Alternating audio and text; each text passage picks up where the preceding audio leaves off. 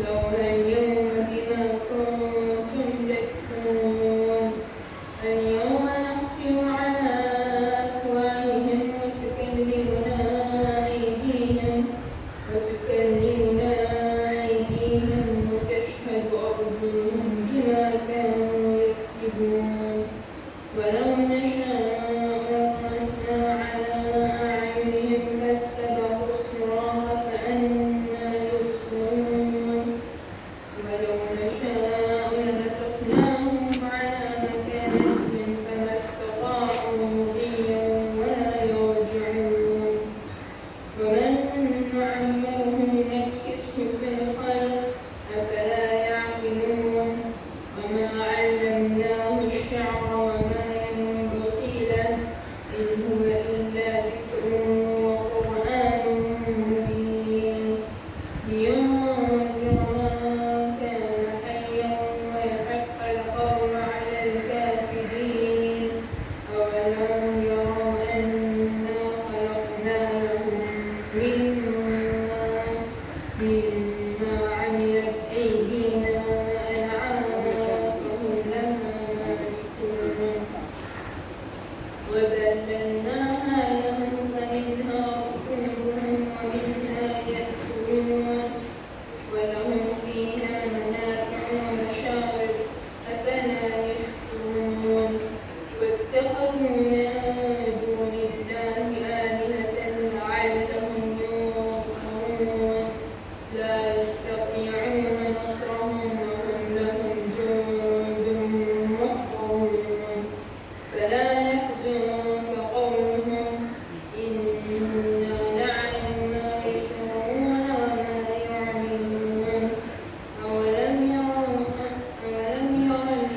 الإنسان أنا خلقناه من نطفة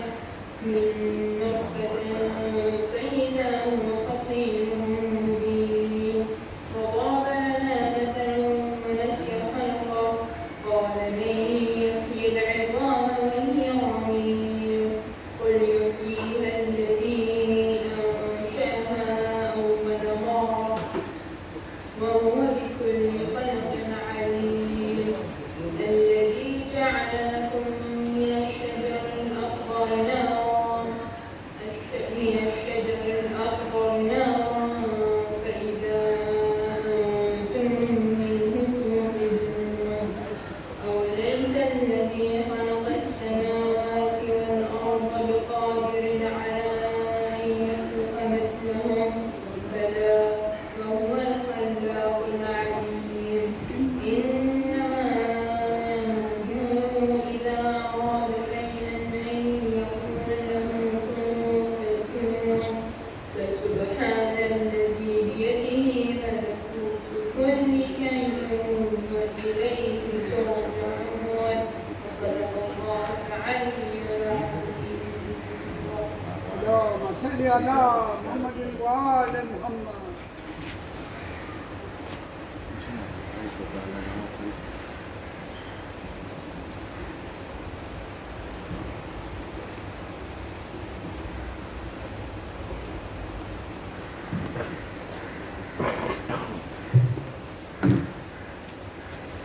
محمد وآل محمد صلوات اللهم صل على محمد وآل محمد.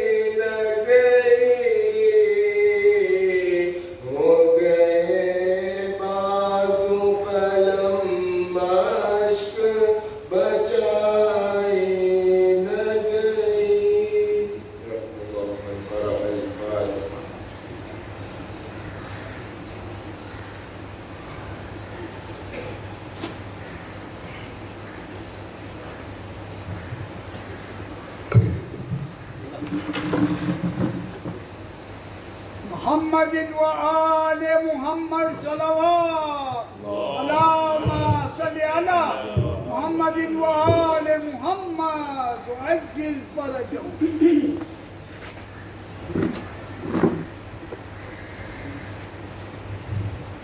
أعوذ بالله من الشيطان الرجيم. بسم الله الرحمن الرحيم. الحمد لله رب العالمين والحمد حقه كما يستحقه حمدا كثيرا.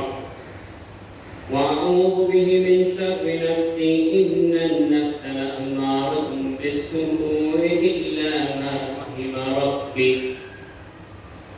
والصلاة والسلام على أشرف الأنبياء والمرسلين خاتم النبيين سيدنا وحبيب قلوبنا وشفيع ذنوبنا أبا القاسم محمد. اللهم صل على محمد وآل محمد وعلى آله الطيبين الطاهرين المعصومين المطهرين. أما بعد، قال إمام الجواد صلوات الله والسلام عليه: اللهم صل على محمد وآل محمد. ثلاثة تجلب للمحبة: الإنساف للناس ومواساتهم في الشدة وتهاره القلب. بسم الله الرحمن الرحيم. رب اشرح لي صدري ويسر لي أمري واحلل عقدة من لساني يفقهوا قولي. صلوا على محمد وآل محمد. اللهم صل على محمد وآل محمد. أما بعد، السلام عليكم جميعا ورحمة الله وبركاته. وعليكم السلام ورحمة الله وبركاته. Sometimes in life, it's not the actions of others that hurt us the most, but it's how they interpret our actions. A comment that we take wrongly, an action that we interpret wrongly or misunderstand. Someone's silence when you say salam turns into shock, turns into suspicion. کہ آمان اسمارا سے برابر چھے کہ نہ تھی سو گنوں پہ کہ سلام جواب نہ تھی ملتو.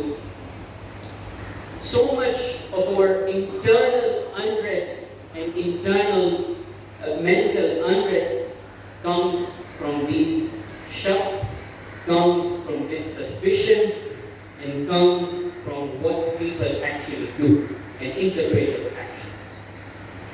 It is mostly the stories that we create in our own minds. And this becomes dangerous, especially when we start to believe these stories. When these assumptions start creating a home in our mind. And therefore, when the judgment starts happening, we start losing relationships, we start losing brotherhood, we start losing one another. And we start losing the trust that Allah subhanahu wa ta'ala has commanded us to protect. Imam al-Jawad salawatullahi wa salamu alayhi, اللهم صل على محمد وآل محمد. उनके हदीसों में से एक ऐसी खास हदीस है जो दिल को छू जाती है. इमाम फरमाते हैं सलातुन तजलिबु लिल-महब्बा, कि लोगों के दरमियान मोहब्बत बढ़ाने के 3 रास्ते हैं. पहला रास्ता अल-इंसाफु लिन्नास. पहला रास्ता ये है कि दूसरों के साथ इंसाफ से पेश आना, अदालत से पेश आना. दूसरा, लोगों की मुश्किल वक्त में मदद करना. और तीसरा, एक साफ और पाक दिल की तरफ वापस लौटना.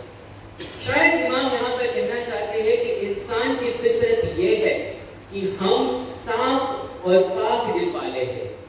ये जो जजमेंट है, ये जो assumptions हम करते हैं, ये हमारी फितरत नहीं है. लिहाजा अगर इंसानों के दरमियान मोहब्बत बढ़ानी है तो तीसरी ये चीज है कि आप अपने पाक और साफ दिल के पास वापस चले जाएं. امام کی جو 3 باتیں ہیں ان میں سے جو پہلی بات ہے اس میں تھوڑا تفصیل سے آج بیان کرنا چاہتا ہوں کہ انسانوں کے درمیان میں انصاف سے پیش آنا، عدالت سے پیش آنا۔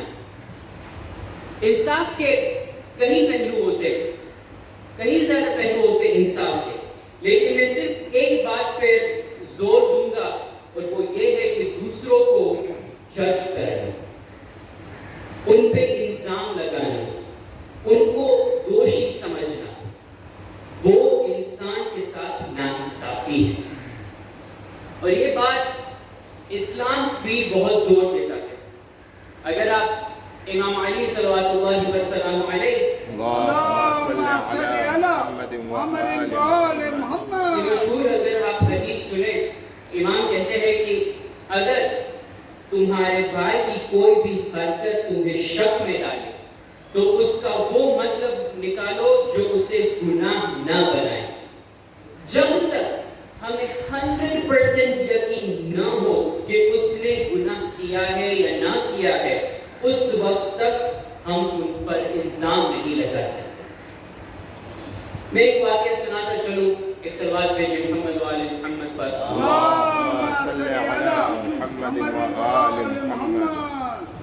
ایک واقعہ جو میں نے اسی مجلس میں سنا، ایک بندہ تھا جو نماز پڑھنے کے لیے آیا تھا مسجد میں، نماز جماعت پڑھنے کے لیے آیا تھا مسجد میں، اور نماز سے پہلے وہ واش روم میں گیا، ہاتھ دھو کر واپس آ گیا اور نماز میں شرکت کی اس نے۔ تو ایک دوسرا شخص تھا، اس نے دیکھا کہ یہ شخص نماز کے لیے تو آیا لیکن نماز سے پہلے وہ واش روم گیا اور اس نے اپنا وضو واپس نہیں کیا، صرف ہاتھ دھو کر اندر آ گیا۔ تو دوسرا شخص سوچنے لگا اس نے وضو تو نہیں کیا، نماز پڑھنے آ گیا، کیسا شخص ہے؟ لہٰذا پھر وہ انسان گیا اور اس کے پاس کہا کہ بھائی میں نے دیکھا واش روم کے پاس گئے تھے۔ اس نے کہا ہاں واش روم میں گیا تھا۔ ہاں لیکن پھر آپ نماز میں بھی تو آئے تھے۔ اس نے کہا ہم نے نماز میں بھی آیا تھا، لیکن آپ واش روم میں گئے تھے، پھر آپ نے وضو نہیں کیا تھا، آپ نماز میں آ گئے۔ تو اس نے کہا مجھے وضو کرنے کی ضرورت نہیں تھی، میں نے آج انجیکشن ڈلوایا تھا تو میں صرف چیک کرنے گیا تھا کہ اگر کوئی خون نکل رہا ہے یا نہیں، اگر نکل رہا ہے تو اسے صاف کر لوں، لیکن کوئی خون نہ نکلا، لہٰذا میں نے اپنا ہاتھ دھو کر واپس اندر آ گیا اور نماز میں شرکت کی میں نے۔ لیکن ایسی چھوٹی چھوٹی چیزیں ہوتی ہیں جس میں ہم انسان کو جج کرنے لگتے ہیں، ہم انسان کو دوشی سمجھنے لگتے ہیں، ہم سمجھتے ہیں کہ انسان گنہگار ہے، بنا ہم 100% جانے ہم کسی کو جج نہیں کر سکتے۔ صلی اللہ محمد و آل محمد۔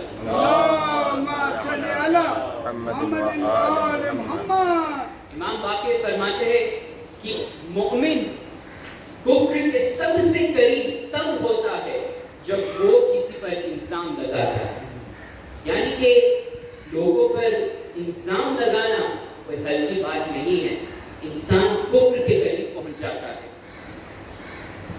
امام باقر صلوات اللہ وسلم علیہ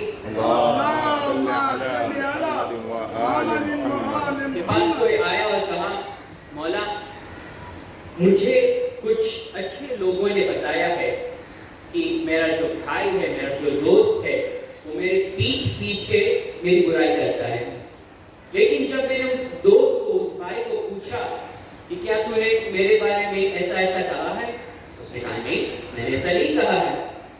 اب مولا میں کیا کروں؟ لوگ مجھے کہہ رہے ہیں کہ میرا دوست میرے پیچھے میری برائی کر رہا ہے، میں نے اپنے بھائی اپنے دوست سے پوچھا، وہ کہہ رہا ہے میں نے نہیں کیا، وہ انکار کر رہا ہے، اب میں کیا کروں؟ امام کا جواب سنیں۔ امام نے کہا کہ اگر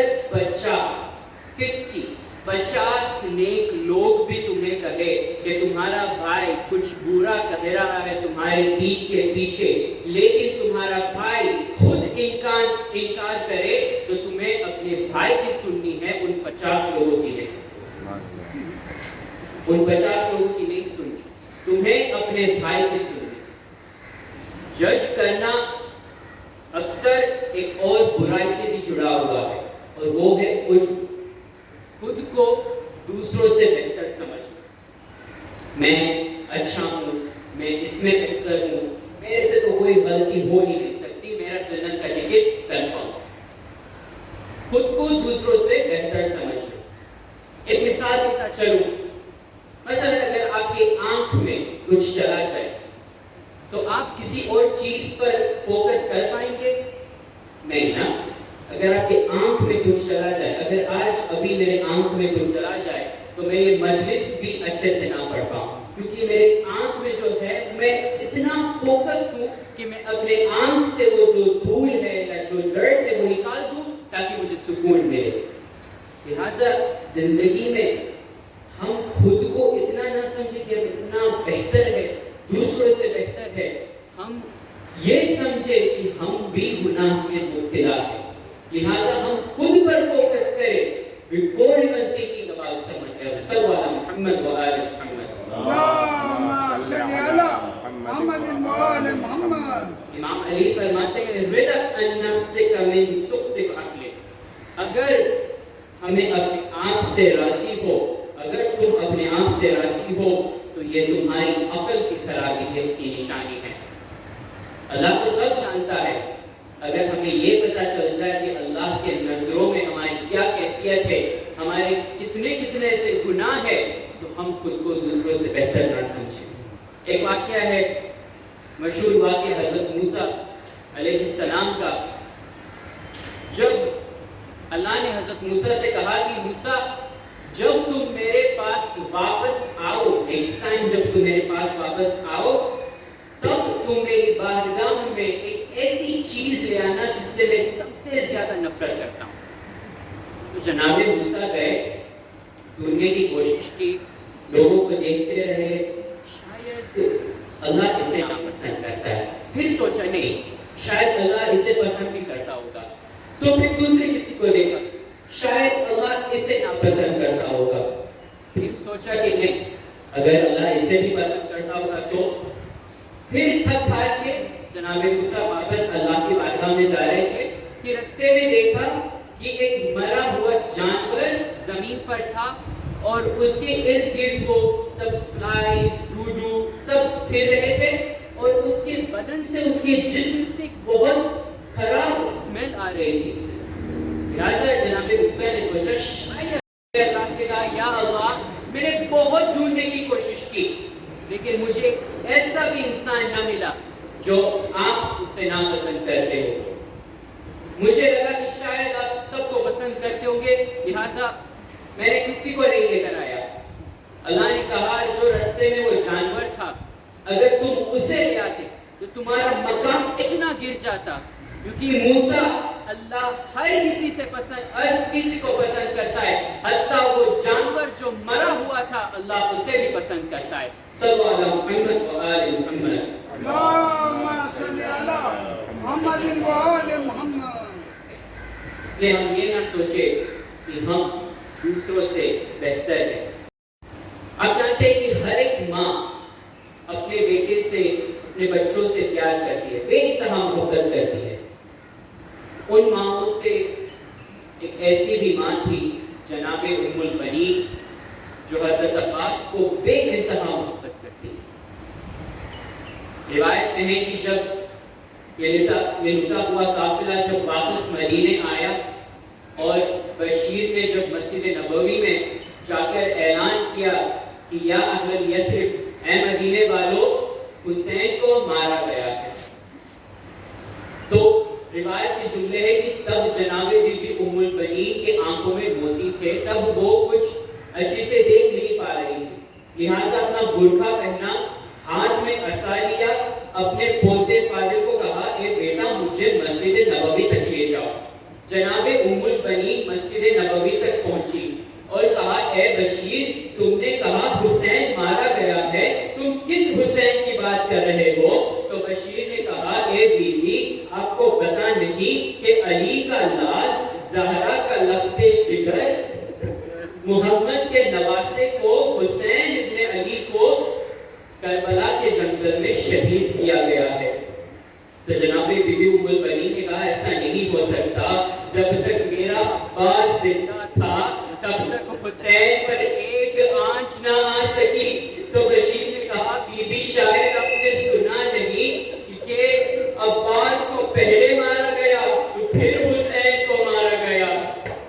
جناب بی بی ام البنین کے آنکھوں سے آنسو جاری ہوئے لیکن بی بی ابھی تک رو نہیں رہی تھی. کہا ایسا کیسے کہ میرے عباس کو پہلے مارا گیا؟ تو بشیر نے کہا کہ عباس پر گرز کا وار لگا.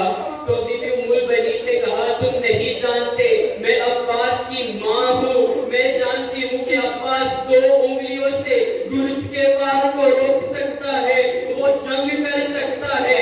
بشیر نے کہا اے بی بی لیکن انصاف سے بتائیے جس کے ہاتھ قلم ہو چکے ہو وہ گرز کا وار کیسے روکے؟ جناب بی بی ام البنین نے عصا پھینکا, نیچے بیٹھ گئی, ماتم کرنا شروع کیا. جناب بی بی ام البنین رونے لگی. بشیر نے کہا اے بی بی اس سب سے اب اتنا رو رہی ہے, کیا ایسی چیز ہے جو آپ کو اتنا رلا رہی ہے؟ بی بی ام البنین نے کہا بشیر تم یہ سوچو جو میں سوچ رہی ہوں کہ جب بھی کوئی شہسوار گھوڑے سے زمین پر گرتا ہے تو اپنے ہاتھوں کا سہارا لیتا ہے, لیکن میں یہ سوچ رہی ہوں کہ جب میرا عباس گھوڑے پر سے زمین پر گرا ہوگا تو کیسے گرا ہوگا؟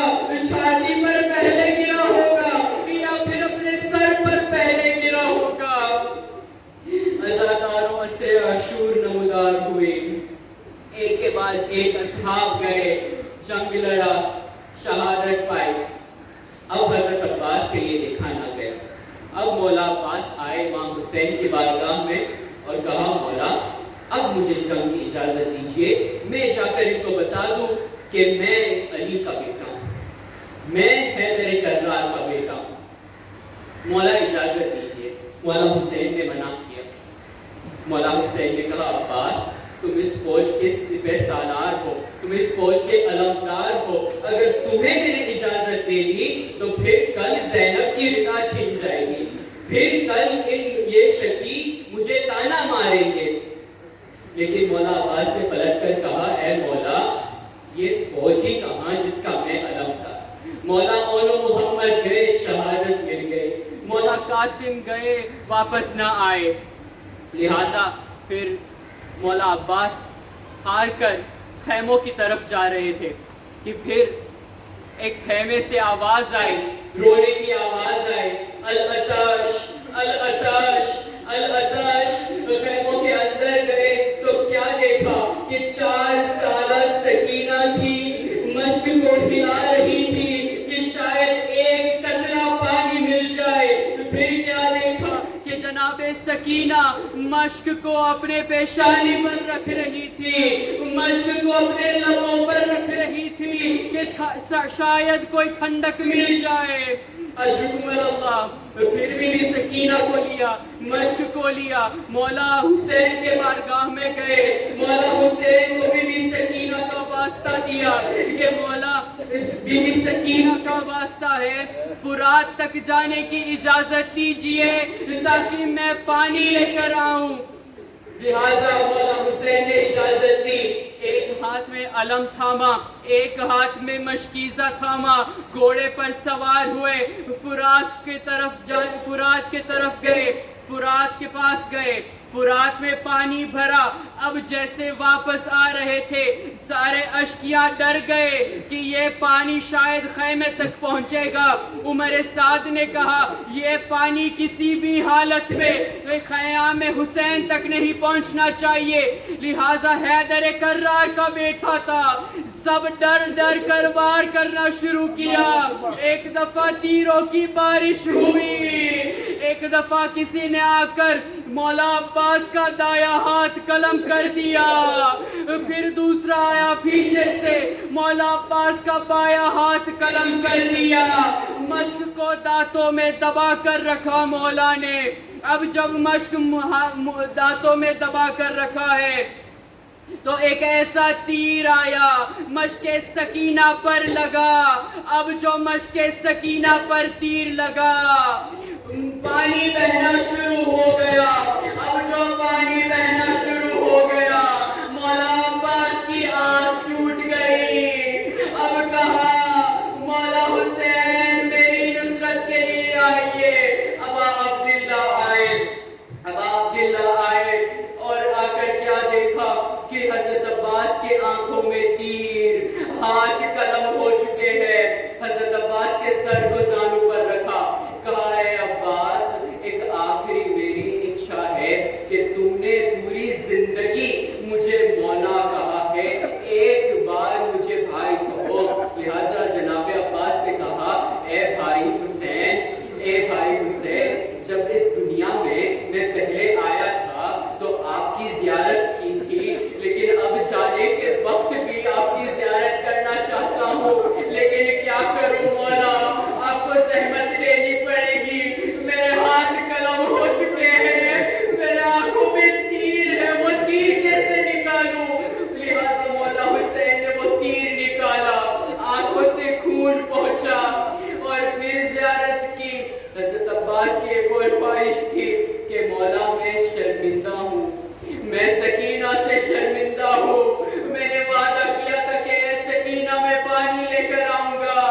لہٰذا مولا عباس کی خواہش تھی کہ مولا حسین میرے لاشے کو خیام میں مت لے کر جانا. لہٰذا حسین نے علم کو لیا، علم کو لے کر خیام تک گئے. سکینہ کو لگا پانی آ رہا ہے. جیسے ہی امام حسین خیام تک پہنچے، آواز دی ہے میری بہن زینب، علم آیا ہے لیکن علم ڈالنا. الا رحمۃ اللہ علی القوم الظالمین. انا للہ و انا الیہ راجعون.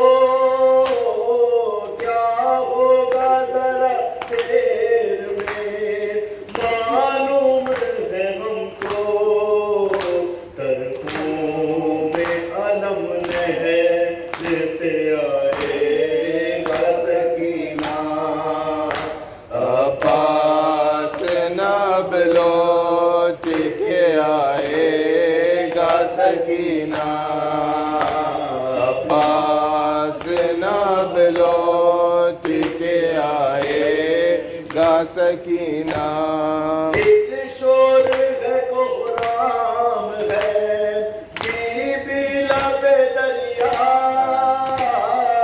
ایک شور ہے کوہرام ہے بی بی لب دریا لگتا ہے کہ اب شیر نہ آئے گا سکینہ لوٹ کے آئے گا سکینہ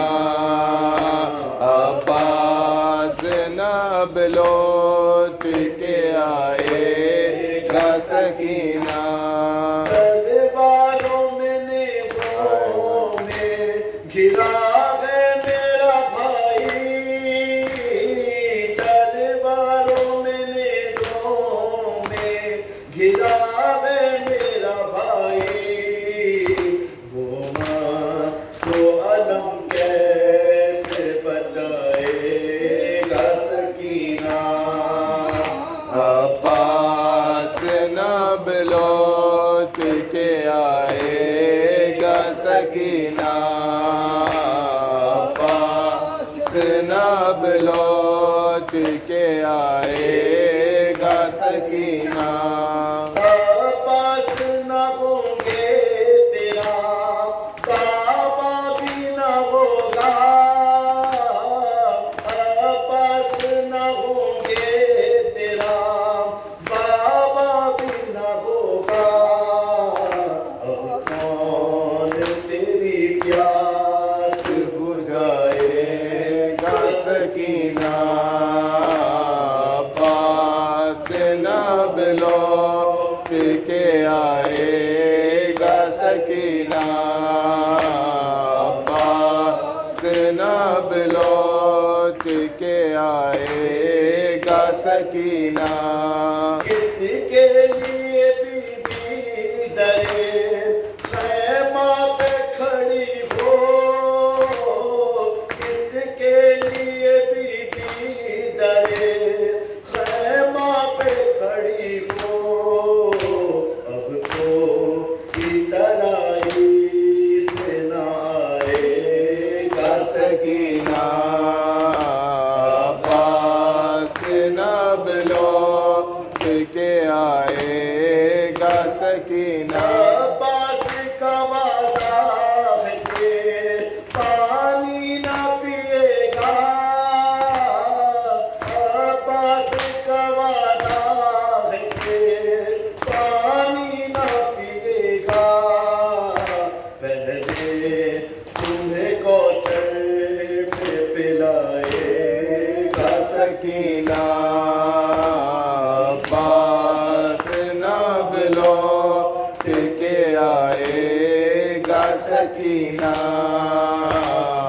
پاس نہ بلوٹ کے آئے گا سکینہ